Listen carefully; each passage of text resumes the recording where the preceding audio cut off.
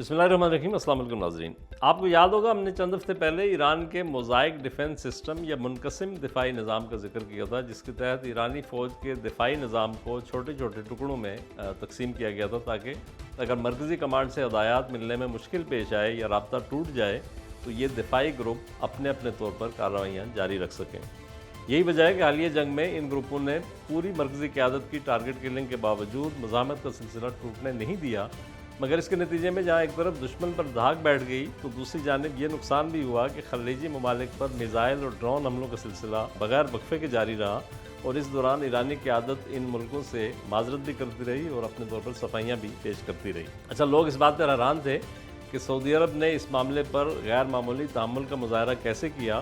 تو اس کے پیچھے پاکستان کی وہ شٹل ڈپلومیسی تھی جس نے پورے گلف ریجن کو جنگ کا ایندھن بننے سے بچایا، اور ظاہر ہے اس کی قیادت پاکستان کے فیلڈ مارشل سید عاصم منیر کر رہے تھے، جو اس لحاظ سے بطور آرمی چیف ایک ریئر کیس ہیں جو ایم آئی اور آئی ایس آئی دونوں کے سربراہ رہے ہیں۔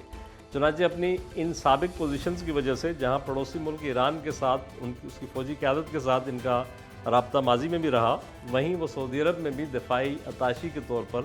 خدمات انجام دیتے رہے۔ چنانچہ دونوں ملکوں کے ساتھ ان کا اعتماد کا ایک تعلق موجود تھا جسے انہوں نے بڑی مہارت سے استعمال کیا۔ اب ہم آتے ہیں فیلڈ مارشل کے حالیہ دورہ تہران کی طرف، جس کا پوری دنیا میں چرچا ہو رہا ہے کہ کیسے ایک نیوکلیئر پاکستان کی مسلح افواج کے سربراہ 2 دن سے ایران میں موجود ہیں،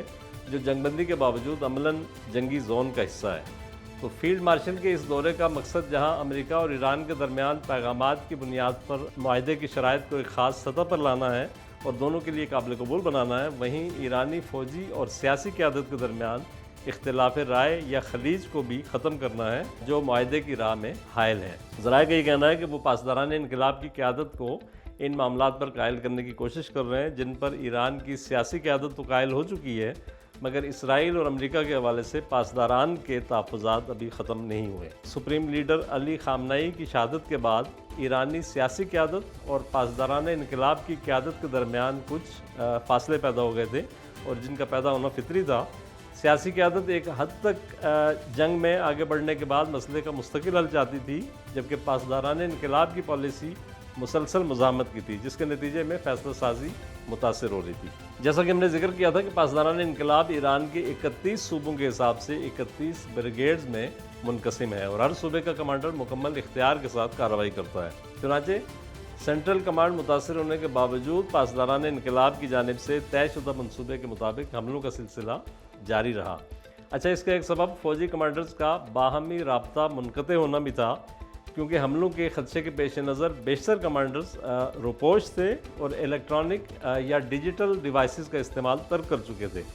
کیونکہ انہی ڈیوائسز کی بنا پر ابتدائی دنوں میں اسرائیل نے ان کی قیادت کو نشانہ بنایا تھا۔ اب گزشتہ 2 روز سے پاکستان کے فیلڈ مارشل عاصم منیر کی ایران میں موجودگی کے باعث ایران کی جو سیاسی اور عسکری قیادت ہے ان کے درمیان بھی رابطے بحال ہو رہے ہیں، کیونکہ حملوں کی وجہ سے روپوش ہونے والے کمانڈرز بھی اس وقت ان ملاقاتوں میں موجود ہیں، اور اس دوران خاص طور پر امریکہ اور اسرائیل کی جانب سے کوئی بھی حملہ نہ کرنے کی ضمانت دی گئی ہے، تاکہ یہ بات چیت کا پروسیس جو ہے اس کو آگے بڑھایا جا سکے۔ ظاہر ہے امریکہ بھی یہ سمجھتا ہے کہ مذاکرات کو منطقی نتیجے تک پہنچانے کے لیے ایران کی سیاسی اور عسکری قیادت کا ایک پیج پر آنا ضروری ہے۔ آپ نے نوٹ کیا ہوگا کہ ایران کی جانب سے فیلڈ مارشل کی فوجی حکام سے ملاقاتوں کی جو تصویریں جاری کی جا رہی ہیں یا چھوٹے کلپس آ رہے ہیں، ان میں بھی ایرانی افسران کے چہرے ظاہر نہیں کیے جا رہے، تو اس کے پیچھے بھی ایک لاجک ہے۔ فیلڈ مارشل نے گزشتہ روز پاسداران انقلاب کے خاتم الانبیاء سینٹرل بریگیڈ کا ہیڈ کوارٹر کا دورہ کیا، جو IRGC کا سب سے اہم آپریشنل ہیڈ کوارٹر ہے، اور اسے ایران کی مسلح افواج کے جوائنٹ وار روم کی حیثیت حاصل ہے۔ یہاں سے تمام فوجی کارروائیاں کوارڈینیٹ کی جاتی ہیں۔ ظاہر ہے اس دورے کے دوران پیشہ ورانہ امور پر بھی بات ہوئی ہوگی، مگر اصل موضوع امریکہ کے ساتھ جنگ بندی اور مذاکرات کی شرائط ہی رہا ہوگا، بلکہ خود ایرانی نیوز ایجنسی IRNA نے یہ کہا ہے کہ فیلڈ مارشل نے ایرانی فوجی قیادت کو امریکی صدر ٹرمپ کا اہم پیغام پہنچایا ہے۔ یہاں یہ ذکر کرنا بھی ضروری ہے کہ 2015 میں ایران کے ساتھ جو معاہدہ ہوا تھا، جوہری معاہدہ، اس پر بھی پاسداران انقلاب کو تحفظات تھے۔ چنانچہ اب نئے اور بڑے معاہدے کے لیے پاکستان بطور ثالث اور بطور گارنٹر اہم ترین کردار ادا کر سکتا ہے، اور امریکی میڈیا میں پاکستان کی اس ڈپلومیسی کو گیپ بریجنگ ڈپلومیسی کا نام دیا جا رہا ہے۔ یعنی پاکستان وہ خلا پر کر رہا ہے جہاں امریکی اور ایرانی فوجی قیادت براہ راست بات نہیں کر سکتی۔ چنانچہ توقع یہ کی جا رہی ہے کہ اگلے چند روز میں کسی بڑے بریک تھرو کے لیے پاکستان کی یہ کوششیں رنگ لائیں گی اور پاکستان دنیا میں امن کی بحالی کا ضامن بنے گا۔